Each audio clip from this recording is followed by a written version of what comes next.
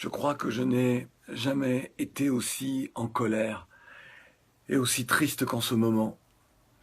Moi, le descendant d'esclaves, dont les ancêtres furent déportés d'Africa pour être des bêtes de somme dans le Nouveau Monde, je découvre qu'en ce début de XXIe siècle, en cette fin d'année 2017, je découvre qu'en Libye, ce que nous redoutions, après les accords passés entre les uns et les autres, qu'en Libye, on est en train de vendre des Africains. Là, en Libye, on vend nos jeunes qui, parce qu'ils ne pouvaient plus supporter le manque de vision d'avenir dans leur propre pays, ont décidé de partir, de braver le désert, de braver la mer, de braver la violence des groupes armés, de se retrouver humiliés en Europe en arrivant, que ce soit à Lampedusa ou ailleurs. Là, aujourd'hui, avec les accords passés entre la Libye et l'Union européenne, la France et d'autres pays, avec les États africains qui ferment les yeux, qui ne font rien, mais alors rien, pour aider cette jeunesse. Dire que nos jeunes ne peuvent plus partir. Ils font un sommet extraordinaire, il faut réfléchir. Aujourd'hui, on est en train de vendre, là, des Africains, des jeunes, nos jeunes. On les enferme dans des cages, puis on les vend au plus offrant. Et ça ne vous fait rien. Moi, le descendant d'esclaves, j'ai la haine.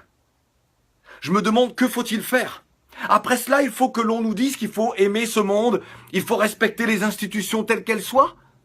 Alors que moi, je vais rester là, à ne rien dire, à ne rien faire, alors que, là encore, ce soir, un reportage de France Info nous montre ces jeunes que l'on vend. Et personne ne dit rien. Les dirigeants ne disent rien. Les intellectuels ne disent rien. Les journalistes ne disent rien du continent. Personne ne se révolte. Les footballeurs qui ont les moyens ne disent rien. Vous laissez comme ça les uns les autres se faire vendre. Qu'est-ce que les descendants d'esclaves comme moi peuvent penser, doivent penser?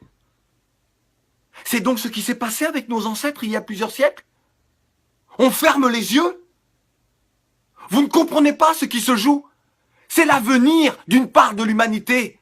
C'est l'avenir de toute l'humanité. Lorsque les êtres humains sont capables de vendre d'autres êtres humains, c'est qu'ils s'empoisonnent eux-mêmes. Ils se privent de l'humanité. Lorsque des personnes ferment les yeux sur cela, ils se privent de cette humanité. Ils rusent avec des principes d'égalité, des principes d'honnêteté, de respect de l'autre, de démocratie. Quelle démocratie?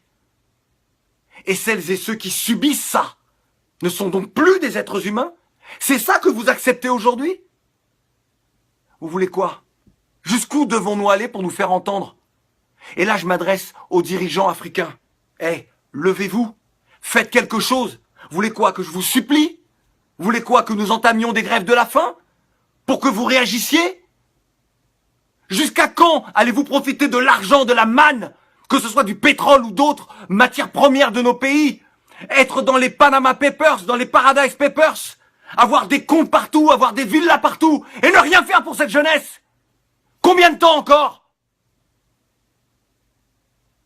Nous, on est prêts. On est prêts.